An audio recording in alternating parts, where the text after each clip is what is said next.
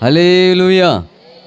మీకున్న ప్రతి బాధ, ప్రతి వేదన, ప్రతి దుఃఖం ఈ రాత్రి నా దేవుడు నిశ్చయముగా విడుదల కలుగు చేయనుగాక. ప్రభు మన హృదయంలో తెరవబడి గొప్ప కార్యం ప్రభు ఈ రాత్రి మన పట్ల జరిగించునుగాక. ప్రభు తన ప్రసన్నత మనపై ఉంచునుగాక.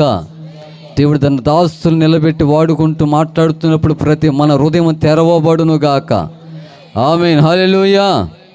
అరే వీళ్ళు సంతోషంగా లేనట్టున్నారు, వీళ్ళు పురుషులు కొంచెం విచారంగా ఉంది. ప్రభు దేవునికి స్తోత్రం. సంతోషంగా ఉంటే ఒకసారి నా కొరకు కాకపోయినా పరమున్న దేవునికి ఒక్కసారి స్తోత్రం చెల్లిద్దాం. హల్లెలూయా. మిమ్మల్ని బాధ పెట్టాలని కాదు, కానీ ఏదో మీరు నవ్వుతే నేను నవ్వుదామని అంతే. కాబట్టి ఈ రెండవ రాత్రి సభకు చక్కటి సందేశాన్ని మనం వినబోతున్నాం. గత రాత్రి చక్కటి విషయాలు విన్నాం. ప్రభు మనం పిలిచేటువంటి దేవుడు. ప్రభు నేను పిలుస్తున్నాడు. కారణం ఏంటో తెలుసా? ఆయన నీకు రక్షణను ఇవ్వటానికి. పాపములను శాపములను బ్రతుకుతున్నట్టు నిన్ను ఈ లోకం ఎవరూ ఆదరించకపోయినా పరమొందున దేవుడి లోకానికి వచ్చి ఆదరించుటకు సేవకుల ద్వారా వాక్యము ద్వారా ప్రభు నేను ప్రేమతో పిలుస్తున్నాడు. గత రాత్రి చక్కటి విషయాలు మనం విన్నాం. ఈ రెండవ రాత్రి సభకు దైవ సేవకులు, మనకంత ఆత్మీయులు, పెద్దలు, దూర ప్రాంతములో ఘనముగా మహిమకరంగా దేవుని పరిచర్య, సేవకుల పట్ల పరిచర్య పట్ల భారము కలిగినటువంటి దైవ సేవకులు. దేవునికి స్తోత్రం. వాస్తవానికి నాకు ఒక వ్యక్తిని ఘనపరచడము పొగడటం నాకు తెలియదు. కారణం ఏంటంటే మా తండ్రి గారు నాకు అది నేర్పల. మనిషిని పొగిడి మన వైపు ఆకర్షించుకోవటం అనేటువంటిది మా తండ్రి గారు నాకు నేర్పల. నాకు నేర్పింది ఒకటి, స్ట్రైట్గా మాట్లాడటమే నేర్పారు. దేవునికి స్తోత్రం. ఘనపరచవలసింది ప్రభుని, కానీ హృదయపూర్వకంగా ధైర్యంగా చెప్పగలను. అలాంటి దైవ సేవకులు మనకు వారితో సహవాసం కలిగి ఉండట దేవుడిచ్చిన గొప్ప భాగ్యంగా నేను ప్రభువుని స్తుతిస్తున్నాను. ఈ రాత్రి ఇక సమయం ఎంత మాత్రం ఆలస్యం చేయక ఈ రాత్రి రెవరెండ్ జ్ఞానప్రకాష్ అయ్యగారు, JCGM వ్యవస్థాపకులు, వారి కుటుంబ సమేతంగా ఈ రాత్రి మన మధ్యకు వచ్చినారు. దైవ సేవకులు ఆంటీ గారు కూడా ప్రత్యేక వందనాలు చెల్లిస్తూ ఉన్నాను. ఈ రాత్రి దైవ సేవకుల సమయాన్ని అప్పగిస్తున్నాను. వారు వచ్చి దేవుని యొక్క వాక్యాన్ని మనకు అందిస్తుండగా చప్పట్లు కొడుతూ ప్రభును మహిమపరుస్తున్న ప్రేమపూర్వక ఆహ్వానిద్దాం. Praise the lord.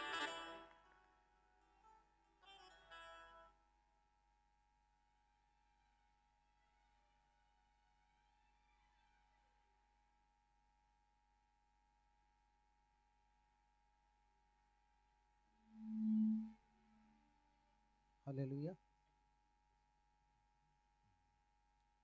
అందరికీ వందనాలు. మనం అందరం కలిసి ఒకసారి ఆత్మస్వరూపమైన దేవుణ్ణి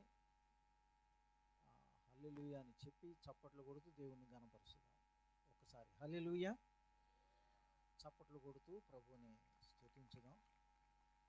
ఎందుకంటే ఘనత మహిమ ఆయనకే కావాలి. మనమందరం మనుషులం కదా. కాబట్టి వచ్చిన మీ అందరికీ ప్రత్యేకమైన వందనాలు.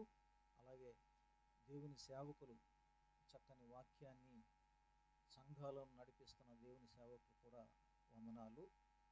మీలో చాలామంది రక్షింపబడిన వారు ఉన్నారు, రక్షణ పొందని వారు కూడా ఉన్నారు అని నమ్ముతున్నా. అంతేనా?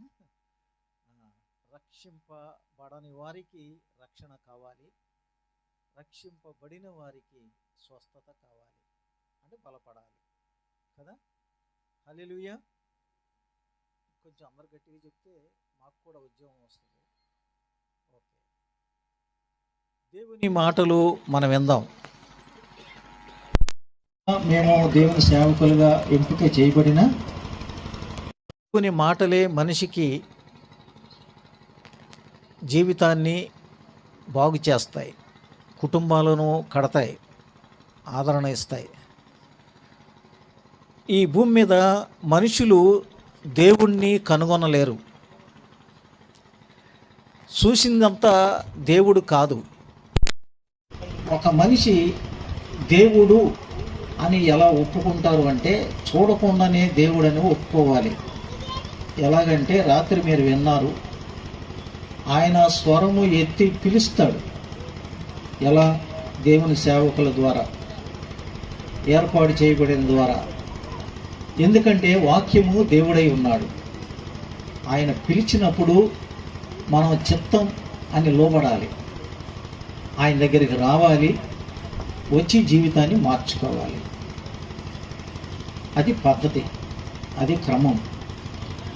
కాబట్టి ఎవరైతే జీవితాన్ని, పరిస్థితులను, లేకపోతే అలవాట్లను, పాత అలవాట్లను, పాపపు అలవాట్లను మారుస్తారో వాళ్ళు దేవుడు అని మేము నమ్మాం. కాబట్టి ఆ సత్యాన్ని ప్రకటించటానికి మరి రాజుగారు మేము చాలా ఖర్చు పెట్టి, భారం వహించి, ఉపవాస ప్రార్థన ఉండి ఈ మీటింగ్లు ఏర్పాటు చేశారు. ఎవరి కోసం అంటే డబ్బులు సంపాదించడం కాదు, మీ జీవితాలకి దేవుని వాక్యం చెప్పించి మీ జీవితాలని బలపరచడానికి, దేవుని రాకడ కొరకు సిద్ధపడటానికి. రెండవది, రక్షణ పొందని వారు మారు మనసు పొంది మనోనేత్రాలు వెలిగించబడటానికి ఈ వాక్యం అవసరం. బైబిల్ చెప్తుంది, వాక్యము వెల్లడి అగుట తోడనే వెలుగు కలిగిననుంది. ఒక జీవితాన్ని మార్చాలంటే దేవుని సేవకులు మనసులో, హృదయంలో పెట్టిన మాట పలికినప్పుడు అది మనిషికి జీవాన్ని పోస్తుంది, అవసరం లేదు, మనిషికి నూతనత్వాన్ని ఇస్తుంది. డైరెక్ట్ ఇచ్చేసారా? ఎటువంటి మనిషి అయినా, క్రూరుడైనా మార్చగలిగిన ప్రభావం ఆయన వాక్యములో ఉంది. హల్లెలూయా. అర్థమవుతుందండి? ఎంతోమంది క్రైస్తవులు అవటానికి కారణం, ఎంతమంది జీవితాలు మార్చుకోవటానికి కారణం దేవుని సేవకుల ద్వారా పలికే మాటే వారి జీవితాల్లో వెలుగును నింపింది అని నేను నమ్ముతున్నాను. నా జీవితంలో కూడా ఆయన వాక్యమే నా జీవితాన్ని మార్చింది అని నేను నమ్ముతున్నాను. అందుకే దేవుడు పిలుస్తాడు. రాత్రి విన్నారు కదా, దేవుడు పిలుస్తాడు. పిలిచినప్పుడు మనం ఏమనాలంటే, మనం దాన్ని ఒప్పుకొని, ఆయన్ని దేవుడని ఒప్పుకొని ఆయన దగ్గరికి వస్తే ఆయన జీవితంలో ఏమి చేస్తాడో ఈ రాత్రి మనం విందాం. హల్లెలూయా కదండి. ఎవరి మట్టుకు వాళ్ళే, బలవంతంగా కాదు, లేకపోతే ఏదో ఆశపడి కాదు, ఏదో ఆకర్షణీయమైన దాన్ని బట్టి కాదు. దేవుని వాక్యమే మనిషిని దేవుని యొద్దకు నడిపిస్తుంది. మనుషులుగా మేము నడిపించలేం, మనుషులుగా జీవితాన్ని మార్చలేం, కానీ దేవుని వాక్యం మాత్రం మనిషి జీవితాన్ని మారుస్తుందని నేను రూఢీగా నమ్ముతున్నాను. అలాగే మీరు కూడా రూఢీగా నమ్మినట్లయితే దేవునికి స్తోత్రం. ఒకసారి ఓకే, మీలో రూఢీగా నమ్మేవాళ్ళు అందరూ స్తోత్రం చెప్పారు. ఇంకా పాపం అంత నమ్మకం లేదేమో తోమాలాగా, అందుకే చెప్పలేకపోయారు, వాళ్ళకి తెలియదు. కాబట్టి ఈ రాత్రి మనం విందాం. దేవుడు ఈ మీటింగ్స్ కోసం ప్రార్థన చేసినప్పుడు నా మదిలో, నా హృదయంలో కొన్ని మాటలను ఉంచాడు. ఆయన మాటలను అందించిన కొలది మీకు అందిస్తాను. ఒకవేళ అందించకపోతే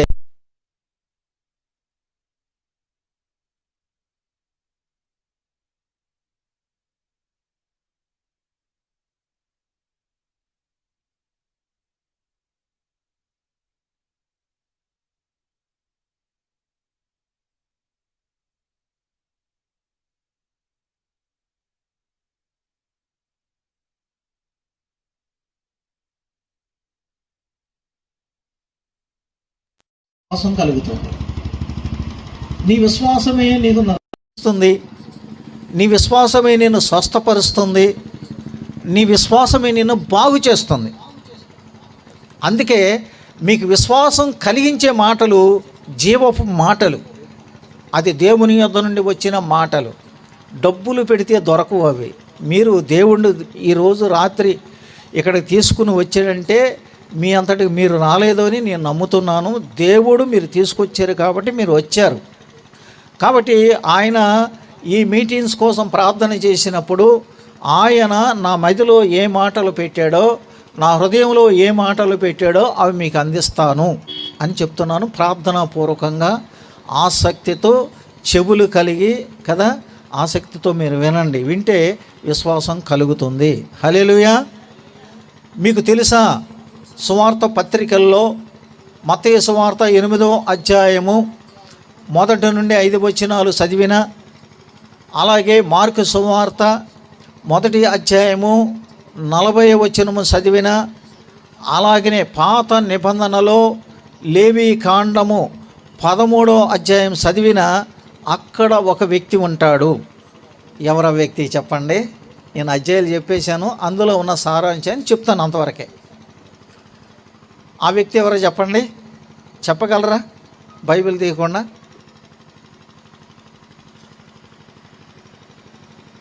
ఎవరు మాట్లాడట్లేదు? మత్తయి సువార్త 8వ అధ్యాయము ఒకసారి తీద్దాం. ఆ తర్వాత మార్కు సువార్త 1:40 వచనాన్ని చదువుదాం. ఆ తర్వాత నేను చెప్పబోయే సారాంశం లేవి కాండం 13వ అధ్యాయంలో ఉంటాయి. వాటిని నేను మీకు దేవుడు నా మదిలో పెట్టిన ఈ మాటలను, నా సొంత మాటలను కాకుండా ఈ మాటలను మీతో పంచుకుంటాను. హల్లెలూయా.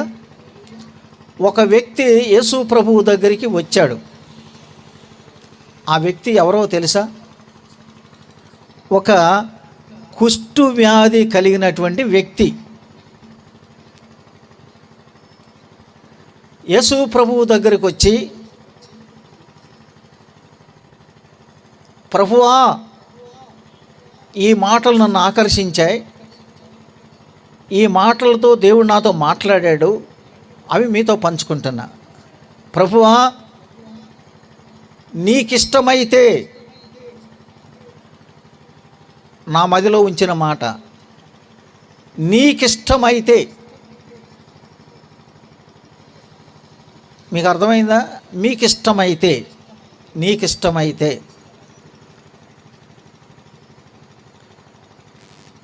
నన్ను స్వస్థపరుచు అని పలికాడు ఒకే మాట. ప్రభు ఏం చెప్పాడంటే, నాకిష్టమే అని అన్నాడు. హల్లెలూయా. నాకిష్టమే అన్నాడు. ఇప్పుడు నాకు అర్థమైనటువంటి విషయాలు నేను మీతో పంచుకుంటాను. ప్రభువా అంటే అర్థం ఏంటి అని అంటే, ఆయన దేవుడు అనే పదం అర్థమిస్తుంది ప్రభువా అనే మాటకు. ఆయన దేవుణ్ణి ఎరగనటువంటి వ్యక్తి, దేవుడంటే తెలియనటువంటి వ్యక్తి ఎలా ఆయన దేవుడని ఒప్పుకున్నాడు అని అంటే, నాకు అర్థమైంది ఏంటంటే, దేవుడు ఎరగనటువంటి వ్యక్తి, ఎప్పుడూ దేవుడు చూడనటువంటి వ్యక్తి దేవుడు గురించి విన్నాడు, ఆయన పిలుపుని విన్నాడు, ఆయన కార్యాలు చూశాడు, విశ్వసించాడు. హల్లెలూయా. బాగా గుర్తుపెట్టుకోండి, విశ్వసించాడు. అది ఏ రోగం అనంటే కుష్టు రోగం. ధనం కావాలంటే ధనవంతుడి దగ్గరికి వెళ్తారు, ఏదైనా పని జరగాలంటే ఒక అధికారి దగ్గరికి వెళ్తారు, ఏదైనా రోగం వస్తే ఒక డాక్టర్ దగ్గరికి వెళ్తారు. కానీ దేవుణ్ణి ఎరగనటువంటి ఈ వ్యక్తి ఎందుకు దేవుని దగ్గరికి వచ్చాడు అనంటే, కుష్టి వ్యాధిని బాగు చేసుకోవాలన్న ఆశతో వచ్చాడు. అంటే ఆయన విన్నాడు, ఆయన పిలుపుని విన్నాడు, ఆయన కార్యాలు చూశాడు, ఆయన అద్భుతాలు చూశాడు. కాబట్టి ఆయన దేవుని దగ్గరికి రాగలిగాడు. చాలామంది దేవుణ్ణి నమ్మిన వారైనా నమ్మని వారైనా కూడా, నమ్మని వారికి ఏం అడ్డం వస్తాయి చెప్పండి? కులం అడ్డం వస్తుంది, అధికారాలు అడ్డం వస్తాయి, ఆచారాలు అడ్డం వస్తాయి, పాపాలు అడ్డం వస్తాయి. అంత ఈజీ కాదు దేవుని దగ్గరికి రావాలంటే. ఎంత రోగం వచ్చినా, ఎన్ని పరిస్థితులు ఉన్నా చావనైనా సస్తాడు, కానీ ఆయన దేవుడు అని ఒప్పుకోవడం చాలా కష్టం. మరి మనుషులేదో అనుకుంటారు, లేకపోతే బంధువులేదో అనుకుంటారు, స్నేహితులేదో అనుకుంటారు. యేసు ప్రభు దగ్గరికి వస్తే తక్కువగా అంచనా వేస్తారు అని అనుకున్నాడా? చెప్పాలి, అనుకున్నాడా? భయపడ్డా, వెరచాడా, సిగ్గుపడ్డా? ఏది ప్రాముఖ్యంగా ఎంచుకున్నాడంటే, నా కులము కంటే ఎక్కువ, నా ఆచారాల కంటే ఎక్కువ, నా బంధువుల కంటే ఎక్కువ, నాకున్నటువంటి పాపపు దురలవాట్ల కంటే ఎక్కువ ఈ రోగాన్ని పోగొట్టుకోవాలి అనే ఆశతో వచ్చాడు. హల్లెలూయా. ఏంటి ఈ రోగం అని అడిగితే, ఆయనకి కుష్టు వ్యాధి అని బైబిల్ చెప్తుంది. కుష్టి వ్యాధి మనిషిని ఎంత కృంగతీస్తుందో, ఎంత బాధ పెడుతుందో, ఎంత మనిషిని నెమ్మది లేకుండా చేస్తుందో మనందరికీ తెలుసా తెలియదా? అంతేకాదు, ఆ కుష్టి వ్యాధి కలిగిన వాడికి మనుషులతో ఉండలేడు, బంధువులతో ఉండలేడు, రక్త సంబంధులతో ఉండలేడు, భార్యతో ఉండలేడు, పిల్లలతో ఉండలేడు. ఎందుకో తెలుసా? ఆ వ్యాధి అలాంటిది. నేను ఒకసారి మా హైదరాబాదులో ఒక పాస్టర్ గారి ద్వారా కుష్టి వ్యాధి కలిగిన కాలనీకి వెళ్ళి ఆ చర్చిలోకి వెళ్ళి భోజనాలు ఏర్పాటు చేశాం. ఆ చర్చిలోకి వెళ్ళినప్పుడు ఆ చర్చిలోకి వెళ్ళినప్పుడు వాళ్ళందరూ కూర్చున్నారు మాకంటే ముందు వచ్చి. కానీ అందులో అడుగుపెట్టిన వెంటనే దుర్వాసన, భరించలేని వాసన వచ్చింది. ఏంటయ్యానంటే ఆ వ్యాధి అలాంటిది. చీము, నెత్తురు, ఏళ్ళు తినేయటం, కాళ్ళు ఏళ్ళు తినేయటం, ముక్కు తినేయటం, పెదవులు తినేయటం కదా, మొత్తం అవయవాల్లో ఉన్నటువంటి ఆకారాలు కోల్పోవటం. అంతేకాదు, అవి దుర్వాసన వస్తూ ఉంటాయి అందులో నుంచి, పురుగులు వస్తూ ఉంటాయి అందులో నుంచి. ఇప్పుడు చాలా తక్కువగానే ట్రీట్మెంట్ జరుగుతుంది కాబట్టి, టెక్నాలజీ పెరిగింది కాబట్టి. అలాంటి కాలనీకి వెళ్ళి వాళ్ళకి భోజనాలు పెట్టినా, ఒక సేవకుడిగా అక్కడికి వెళ్ళినా, ఆ చర్చిలోకి అడిగి పెట్టినప్పుడు చాలా వాసన వచ్చేసింది, భరించలేనంత. అంటే నేను ఎందుకు చెప్తున్నాను అని అంటే, అటువంటి దుర్వాసన వచ్చింది. ఎవరో మనిషిని పక్కన కూర్చోలేడు. ఒక భార్య, లేకపోతే ఒక పిల్లలు, ఒక కుటుంబము, ఒక బంధువులు, అందరూ కూడా దూరం అయిపోతారు ఈ వ్యాధి ద్వారా. అయితే ఈ వ్యాధి ఎలాంటిది అని అంటే, బైబిల్ ఏం చెప్తుంది అంటే, ఈ వ్యాధిని బట్టి బైబిల్ ఏం చెప్తుందంటే, లేవీకాండం 13వ అధ్యాయంలో ఎవరికైతే ఈ కుష్టు ఉంటుందో, ఆ కుష్టు అనేది బైబిల్ ప్రకారం అపవిత్రత అని ఉంటుంది బైబిల్లో. ఈ కుష్టు వ్యాధి వచ్చినవాడు పరిశుద్ధుడు కాదు, అపవిత్రుడు అని ఉంటుంది. శారీరకమైన కుష్టు మనిషిని కృంగతీయొచ్చు, మనిషిని వ్యక్తిగతంగా సమాధానం లేకుండా చేయొచ్చు. కానీ సమాజంలో ఈ కుష్టు అనేది అందరికీ ఉంది. మీకు కనపడని కుష్టు అందరికీ ఉంది. కుష్టి వ్యాధులను చూసి మనం దూరంగా వెళతాం, కానీ ఈ కుష్టి వ్యాధి మనుషులందరికీ ఉంది.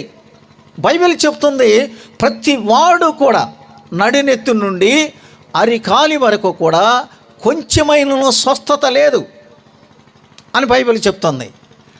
ఈ కుష్టు అంటే అపవిత్రత అంటే, తలంపులు చెడ్డవే, చూపులు చెడ్డవే, మాట చెడ్డదే, హృదయము చెడ్డదే, కాళ్ళు చేతులు చెడ్డవే, కత్తులు పట్టుకొని తిరగచ్చు.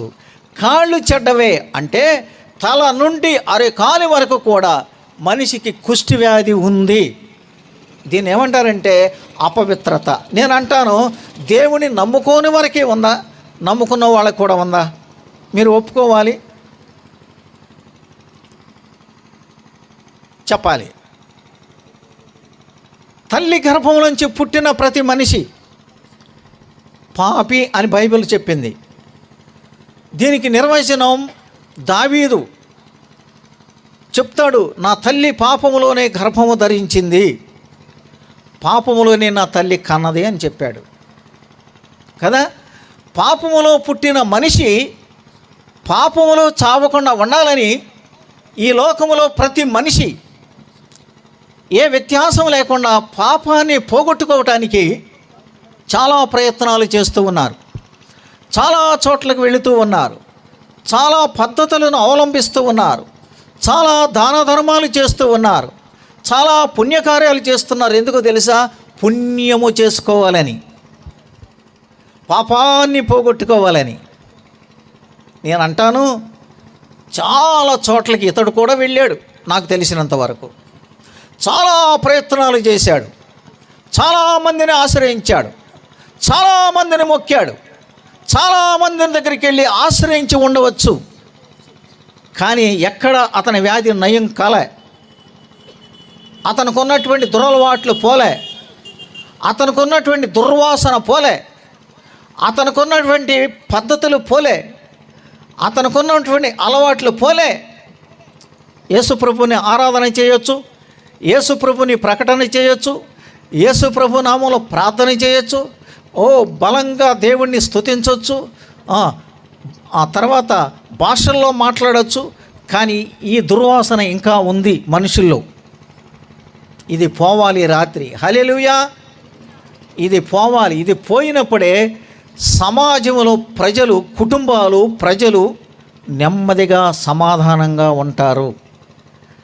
నాలో ఈ కుష్ఠవ్యాధి పోయిందంటే నా ద్వారా ఏ వ్యక్తికి హాని జరగదు, నా ద్వారా ఏ వ్యక్తికి నష్టం జరగదు, నా ద్వారా ఏ వ్యక్తి బాధపడడు, నా ద్వారా ఏ వ్యక్తి కూడా దుర్మార్గుడుగా మారడు. ఎందుకో తెలుసా? నా కుష్ఠవ్యాధిని దేవుడు బాగు చేశాడు కాబట్టి, నాకున్నటువంటి దురలవాట్లు బాగు చేశాడు కాబట్టి, నాకున్న అపవిత్రతను తన ప్రశస్తమైన రక్తంతో కడిగాడు కాబట్టి ఆయన వచ్చి ప్రభువా అంటున్నాడు. చూశారండి? మన ఊరికినే యేసుప్రభు దగ్గరికి వచ్చి ప్రభువా అనగలిగామా? ఎవరినైనా దేవుడు పిలుచుకుంటే తప్ప, ఆకర్షించుకుంటే తప్ప, పరిశుద్ధాత్ముడు వాళ్ళతో మాట్లాడితే తప్ప వాళ్ళు ప్రభువా అని ఎవ్వరూ దేవుడని ఒప్పుకోలేరు. ఇది బైబిల్ చెప్పే నిజమైన మాట. చాలామంది ఈ రోజున బలవంతంగా మారుస్తారు అని అంటారు, ఆకర్షణీయమైన ఇస్తారు అని అంటారు. అది ఎప్పటికీ జరగదండి. నా జీవితాన్ని నేను రుజువు.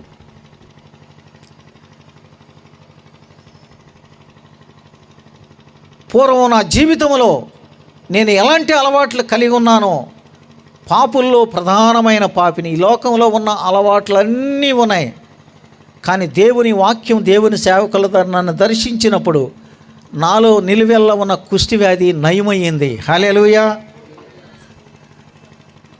ఒక్క నీతిమంతుడు అనేకుల్ని నీతిమంతులుగా మార్చగలడు. ఒక దుర్మార్గుడు ఉంటే ఆ దుర్మార్గుడు ద్వారా అనేకులు దుర్మార్గులు కాగలరు. హల్లెలూయా! అర్థమైందండి మీకు? ఇంకా నాలో ఇటువంటి వ్యాధి ఉంది అంటే ప్రభువు దగ్గరికి రావాలి. ఎందుకంటే ధనం కావాలంటే ధనవంతుడి దగ్గరికి వెళ్ళచ్చు, శరీర రోగం కావాలంటే డాక్టర్ దగ్గరికి వెళ్ళచ్చు, ఏదైనా అవసరత ఉంటే అధికారుల దగ్గరికి వెళ్ళచ్చు, చట్టం దగ్గరికి వెళ్ళచ్చు. దేవుడు మనకు ఏర్పాటు చేసిన చట్టం ఉంది, వెళ్ళచ్చు. కానీ ఈ పాపం అనే కుష్టి పోవాలంటే ఎవరి దగ్గరికి రావాలండి? నువ్వు ఎటు తిరిగి వచ్చినా, ఎక్కడ తిరిగి వచ్చినా, ఎంత డబ్బు ఖర్చు పెట్టుకున్నా, ఎన్ని తిరిగినా చివరికి ఆచారాలు వదిలిపెట్టుకొని బంధువులేదో అంటారని అనుకోనకుండా నా వ్యాధి ప్రాముఖ్యంగా స్వస్థపడాలి అనుకుని యేసు ప్రభు దగ్గరికి రావాలి. హల్లెలూయా! అర్థమైందండి? మ్రొక్కి అనే మాట ఉంది అక్కడ. ఎవరు మొక్కుతారండి?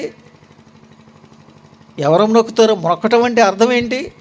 సాగిలిపడి మొక్కి రిక్వెస్ట్ చేసుకుంటున్నాడు, నీకు ఇష్టమైతేనే. అది కూడా ఈ మాటలో కూడా నాకు ఆకర్షణీయమైన మాట అనిపించింది. నీకు ఇష్టమైతే అని ఎందుకన్నాడు? మీరు ఎప్పుడైనా ఇలా ప్రార్థన చేశారా? ప్రభువా, నీకు ఇష్టమైతే మా అబ్బాయిని స్వస్థపరచండి, నీకు ఇష్టమైతే నాకు ఈ ఉద్యోగం ఇవ్వండి, నీకు ఇష్టమైతే నాకు ఈ కార్యం చెయ్యండి అని అనరు. నాకు ఇష్టమైంది నేను అడుగుతా అని అంటారు కదా. కానీ ఇతడు అడిగిన మాటలో ఏముందో తెలుసా? నీకిష్టమైతే అనే మాట. చూడండి, నేను అనుకుంటాను ఈయన ప్రభు దగ్గరికి రాకముందు ఇతడు తన జీవితంలో తనకిష్టానుసారంగా జీవించాడు అని నాకు అర్థమైంది. చాలామంది డబ్బులు ఉన్నప్పుడు డబ్బుల్ని ఆధారం చేసుకొని, ఖండ బలాన్ని ఆధారం చేసుకొని, మనుషుల్ని ఆధారం చేసుకొని, యవన జీవితాన్ని ఆధారం చేసుకొని చాలామంది ఎన్ని చెప్పినా వినకోకుండా ఇష్టానుసారంగా బ్రతికే వాళ్ళు ఉంటారు. చాలామంది చెప్తారు, తల్లులు పిల్లల కోసం, నా మాట వింటలేదండి పిల్లలు, కొంచెం ప్రార్థన చేయండి అని కదా. మా ఆయన నా మాట వింటలేదండి, ఇష్టం వచ్చినట్టు తిరుగుతున్నాడండి, కొంచెం ప్రార్థన చేయండి అని. ఇలా ప్రార్థన రిక్వెస్ట్లు మన దగ్గరికి వస్తూ ఉంటాయి కదా. అయితే జీవితంలో చాలామంది ఎవరికి ఇష్టం వచ్చిన వాళ్ళు బ్రతుకుతారు. అలా ఎవరికైతే ఇష్టం వచ్చిన వాళ్ళు బ్రతుకుతారో వాళ్ళ గురించి ఓ వాక్యం ఇవ్వబడింది. ఏంటో తెలుసా? ఆ వాక్యం ఏంటంటే 21:14 యోహాను సువార్తలో ఈ మాటను మనం చదువుతాం. ఏమంటాడు? బైబిల్ తీద్దాం అందరం కూడా. ఇష్టం వచ్చినట్టు బ్రతుకుతావా నీవు? దేవుడు ఇష్టం వచ్చినట్టు బ్రతకమని చెప్పాడా? ఇష్టం వచ్చినట్టు బ్రతికితే జీవితం ఎలా ఉంటుంది? చూడండి, యోహాను సువార్త 21వ అధ్యాయము. అందరికి తెలిసిన మాట, దేవుని పిల్లలకు తెలిసిన మాట, చాలాసార్లు చదివి ఉంటారు. 21వ అధ్యాయము చదవండి. 18వ వచనం. యేసు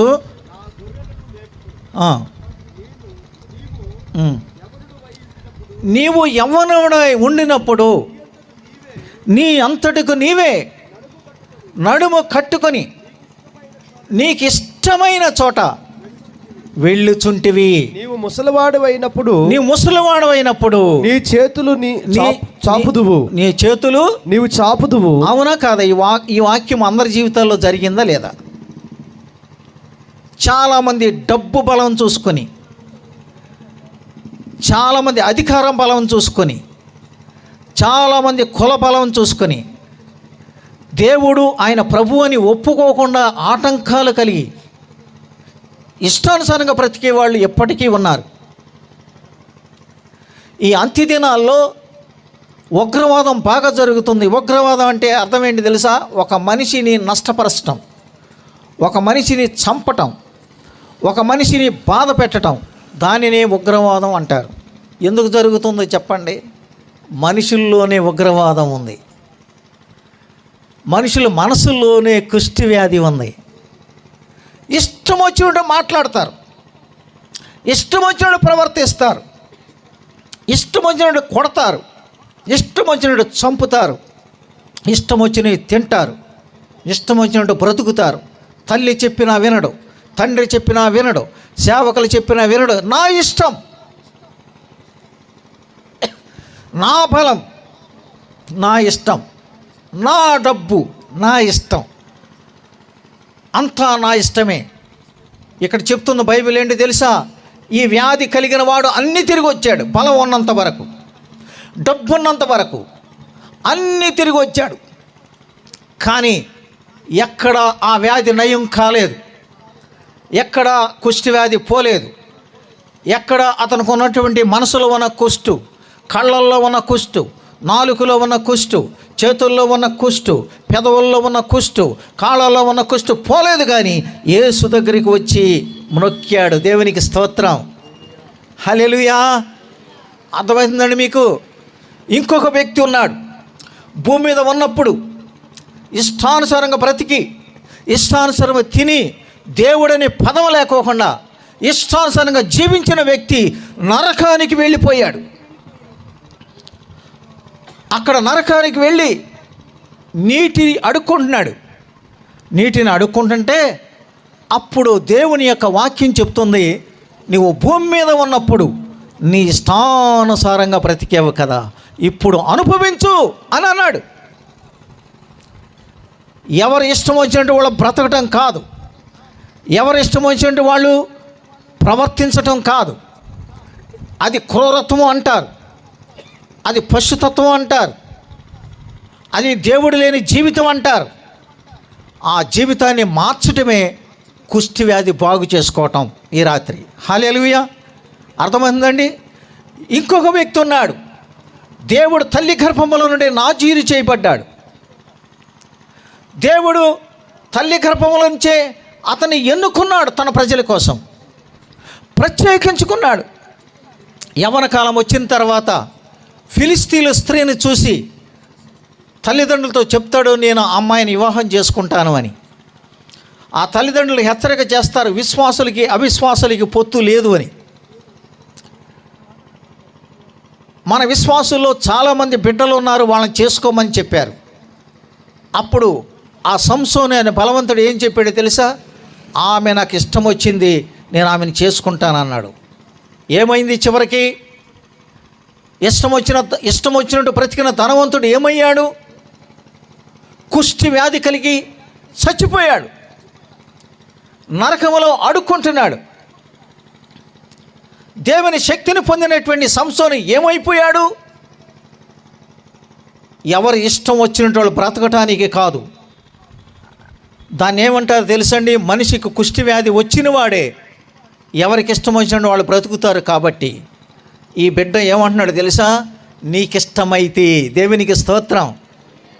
అర్థమై మీ ప్రార్థన చేసేటప్పుడు కూడా క్రైస్తవ బిడ్డలు నాకిష్టం వచ్చింది అని ఇవ్వద్దు, అడగొద్దు. నీకిష్టమైతే అనే పదాన్ని ఉపయోగించాలి.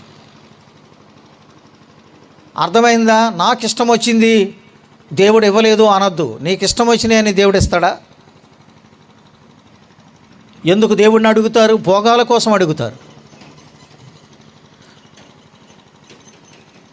సుఖాల కోసం అడుగుతారు. అందుకే దేవుడు ఇవ్వడం. అందుకే దేవుడు ఇష్టం వచ్చినవి మన జీవితాల్లో ఇచ్చాడు అంటే మన జీవితంలో ఆశీర్వాదం అండి. హల్లెలూయా, హల్లెలూయా. ఇంకొక మాట చెప్పనా? అతడు జీవితంలో మ్రొక్కాడు, సాగిలపడ్డాడు, దేవుణ్ణి రిక్వెస్ట్ చేసుకుంటున్నాడు. ఆకాశ మహాకాశాలు పట్టజాలని దేవుని దగ్గరికి ఒక మనిషి ఎలా రావాలో తెలుసండి? శిలువ మీద మొదటి దొంగ ఇలాగ ప్రార్థన చేశాడు, అడిగాడు కదా, నువ్వు దేవుడు అయితే నువ్వు రక్షించుకో, నన్ను కూడా రక్షించు అన్నాడు. అదండి దేవుని దగ్గర మాట్లాడే మాట. అట్లా మాట్లాడతాడా?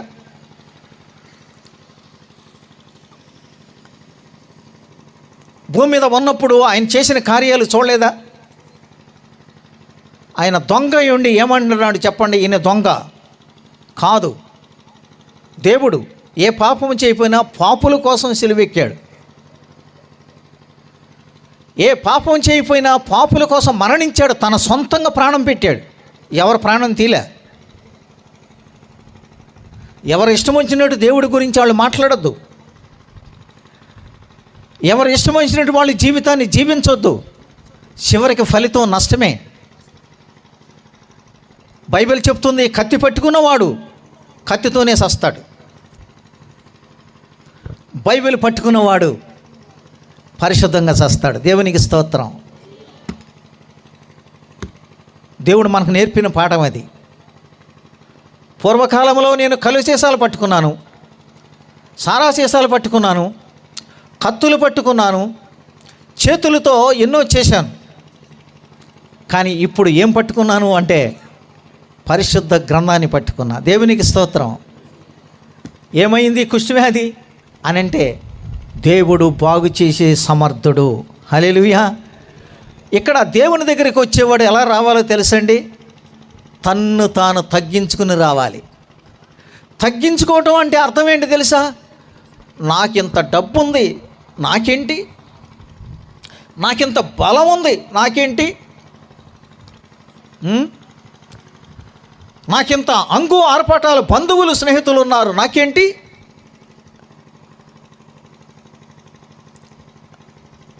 నాకేం తక్కువైంది అనే అహంతో రావద్దు. అన్నిటిని విడిచిపెట్టి ఇతడు ఎలా వచ్చాడంటే ప్రభువా అని తన్ను తాను విధేయుడై తన్ను తాను తగ్గించుకున్నాడు. దేవునికి స్తోత్రం కదా. బైబిల్ ఏం చెప్తుంది? బైబిల్ చదివే వాళ్ళకి చెప్తున్నా, తన్ను తాను తగ్గించుకున్నవాడు హెచ్చించబడతాడు, హెచ్చించబడినవాడు తగ్గించబడదు. ఎందుకు తగ్గించుకుని వచ్చాడు దేవుని దగ్గరికి? బైబిల్ ఏం చెప్తుంది? ఆయన సింహాసనము పరలోకంలో ఉంది, ఆయన పాదాలు భూమి మీద ఉన్నాయి. ఎంత గొప్ప వ్యక్తి అయినా భూమి మీద ఆయన పాదాల కింద మనిషి ఉన్నాడు, దేవుడి కింద మనిషి ఉన్నాడు. దేవుని దగ్గరికి వచ్చేవాడు, దేవుని రిక్వెస్ట్ చేసేవాడు, బాగుపడాలి అనుకునేవాడు, తన జీవితాన్ని బాగుపరుచుకోవాలి అనుకున్నవాడు ఎప్పుడైనా తగ్గించుకుని దేవుని దగ్గరికి వస్తేనే దేవుడు ఏదైనా తన కార్యం చేయగలడు. హల్లెలూయా. అర్థమైందండి మీకు? అయితే పాత నిబంధనలకు ఒకసారి వెళితే అక్కడ కుష్టి వ్యాధి కలిగిన వాడు అపవిత్రుడు. ఆ అపవిత్రుడిని ఏం చేయాలంటే మొట్టమొదట యాజకుడి దగ్గరికి తీసుకెళ్ళాలి. యాజకుడు అంటే దేవుని సేవ చేసే సేవకులు. యాజకుడి దగ్గరికి తీసుకెళ్తే వీడికి కుష్టి ఉందా లేదా అని నిర్ధారణ చేస్తాడు. కుష్టి ఉంది అని అనుకుంటే వాడి బట్టలు చింపేస్తారు, వాడు గోళ్ళు కట్ చేస్తాడు. అటువంటి వాడు గోళ్ళు వాణ్ణి ఊరు బయటికి తీసుకెళ్తాడు. గమనించండి. అంటే నాకేమర్థమైందో తెలుసా? ఏ ఇంట్లోనైనా సరే ఒక త్రాగుబోతుంటే, ఏ ఇంట్లోనైనా సరే ఒక దొంగ ఉంటే, ఏ ఇంట్లోనైనా సరే ఒక హంతకుడు ఉంటే ఆ ఇంట్లో వాళ్ళకి సుఖం ఉండదు, ఆ ఇంట్లో వాళ్ళకి నెమ్మది ఉండదు, ఆ ఇంట్లో వాళ్ళకి సమాధానం ఉండదు. అందుకే వాడిని ఆ ఇంట్లో వాళ్ళ నుండి వేరు చేసి బయటికి తీసుకెళ్ళాలి. దేవునికి స్తోత్రం.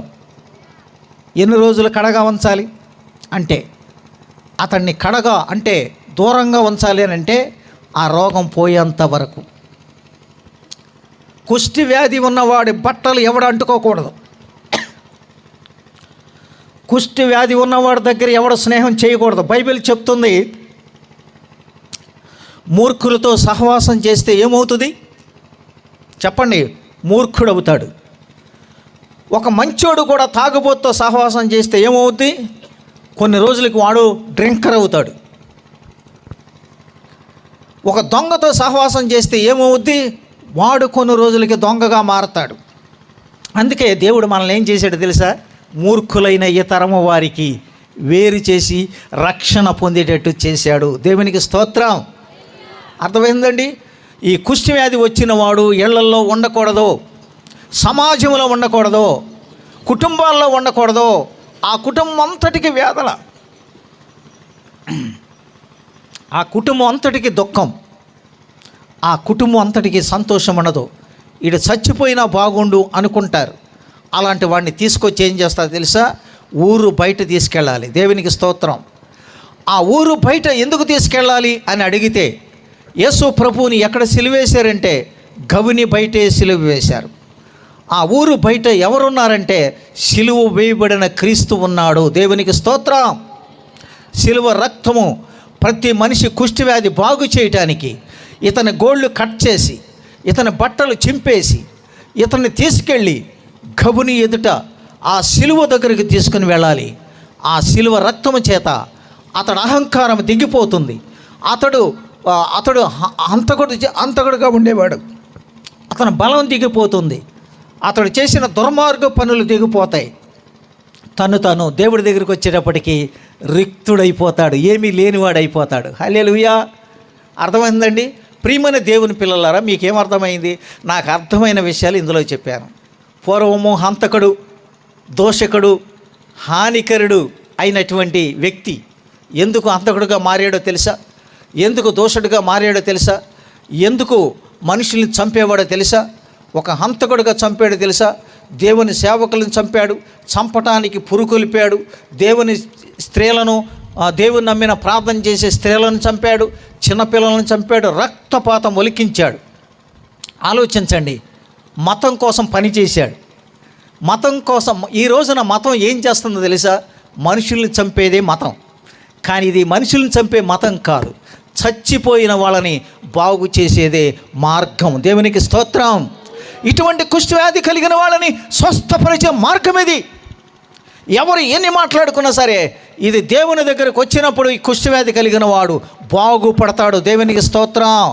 అయ్యా, నీకు ఇష్టమైతే నన్ను స్వస్థపరుచు, నాకు ఇష్టానుసారంగా బ్రతికాను, అహంకారంతో బ్రతికాను, పూర్వము నేను దోషుడుగా హంతకుడుగా మారాను, నీకు ఇష్టమైతే రిక్వెస్ట్ చేసుకుంటున్నాడు, ప్రార్థిస్తున్నాడు, అడుగుతున్నాడు దేవుణ్ణి, గొప్ప దేవుణ్ణి బ్రతిమలాడుకుంటున్నాడు, సాగిలు పడ్డాడు, తగ్గించుకున్నాడు. దేవుడు అతన్ని ఏమన్నాడు తెలుసండి? ఒకే ఒక్క మాట చాలు, ఒక్క మాట చాలు. ఆయన ఏమన్నాడు చెప్పండి? నాకు ఇష్టమే. హల్లెలూయా. ఈ రాత్రి దేవుడు చెప్తున్నాడు, నాకు ఇష్టమే. ఇంకా నీ బంధకాల్లో ఉన్నావా?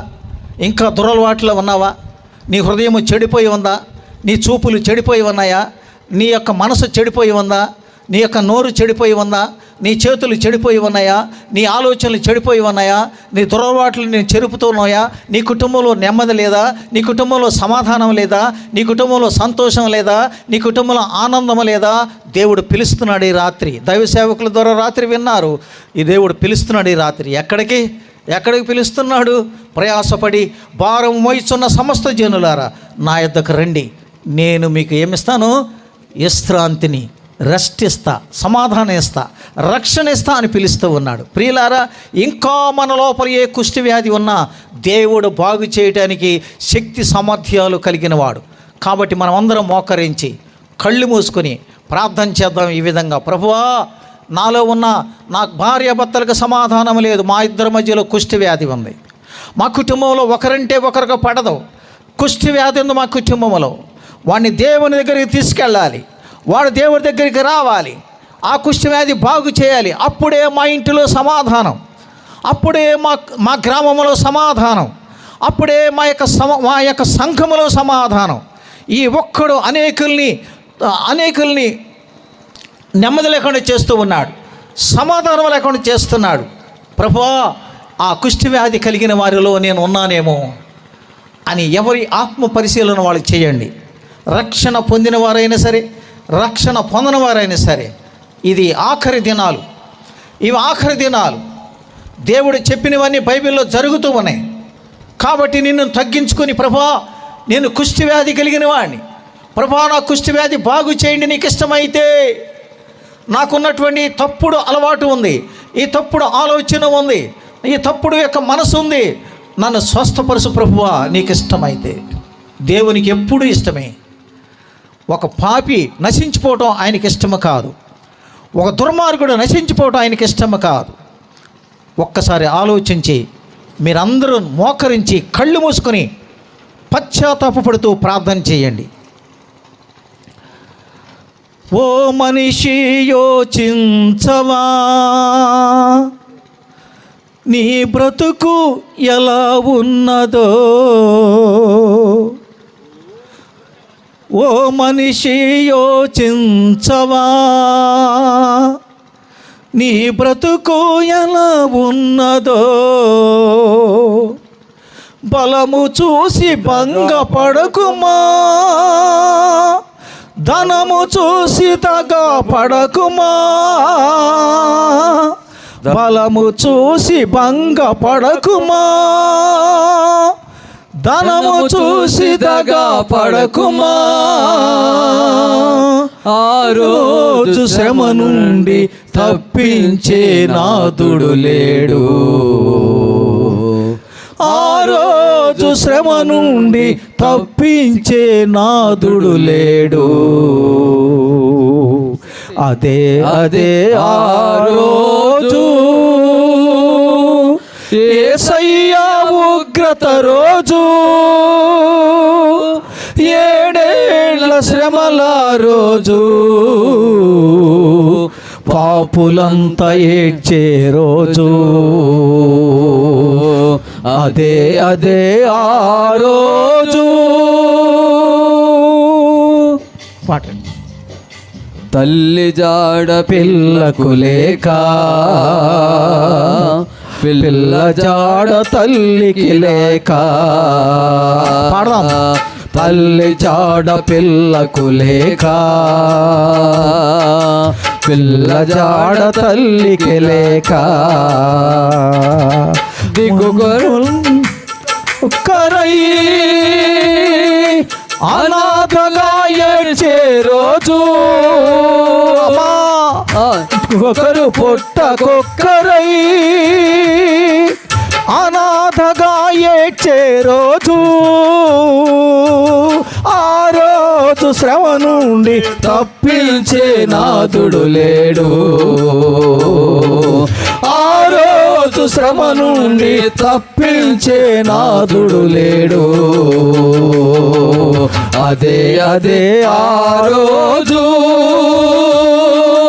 యేసయ్య ఉగ్రత రోజు, 7 ఏండ్ల శ్రమల రోజు, పాపులంతా ఏడ్చే రోజు. అదే అదే ఆ రోజు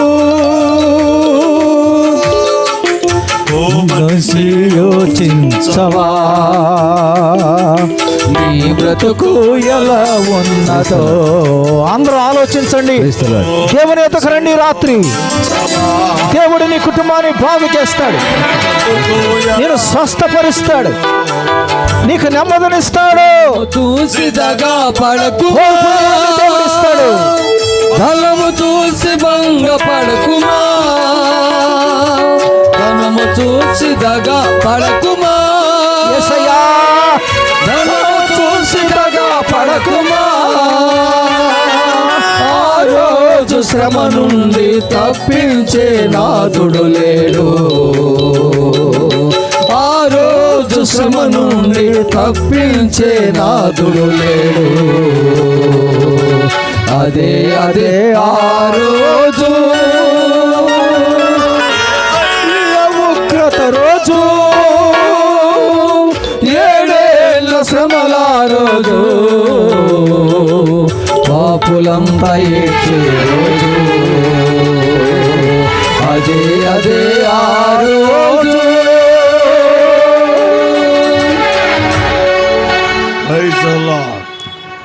ఒక్కసారి నా జీవితం మార్చుకోవాలి, నేను కూడా ప్రభు దగ్గరికి వస్తా, దేవుని మాట నన్ను పట్టుకున్నది నా జీవితాన్ని మార్చింది అనుకున్న వాళ్ళు ఎవరైనా ఉంటే, బంధువుల కోసం సిగ్గుపడకండి, ఆచారాల కోసం సిగ్గుపడకండి.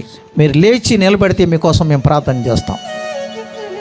అలాంటి వాళ్ళు ఎవరైనా ఉంటే లేచి నిలబడితే మీకోసం ప్రార్థన చేస్తాం. దేవుడు మిమ్మల్ని స్వస్థపరుస్తాడు. శారీరక స్వస్థత కాదు, పాపపు స్వస్థత మనిషికి కావాలి. నా మనసులో స్వస్థత లేదు, నా హృదయంలో స్వస్థత లేదు, నా చేతుల్లో స్వస్థత లేదు, నా తలంపులో స్వస్థత లేదు అనుకున్న వాళ్ళు లేచి నిలబడితే మీకోసం ప్రార్థన చేస్తాం. తర్వాత దైవజనులు మీరు కలవచ్చు. దేవుడు మిమ్మల్ని బాగు చేస్తాడు. ఈ రాత్రి అభిషేకించబడిన దైవజనులు ప్రార్థిస్తారు మీ అందరి కోసం. ఇంకా ఎవరైనా లేచి నిలబడినట్లయితే సిగ్గుపడకండి. మా వాళ్ళు ఏమనుకుంటారో అనుకోకండి. అలా అనుకుంటే నీ వ్యాధి పోదు, అలా అనుకుంటే నీకు సమాధానం రాదు, అలా అనుకుంటే నీకు నిత్య జీవ రాజ్యం దొరకదు. మారు మనసు పొందిన వాళ్ళు కూడా ఆ కుష్ఠవ్యాధి కలిగిన వాడు బాగుపడిన వెంటనే ఏం చేశాడో తెలుసా? ఊర్లోనికి వెళ్ళి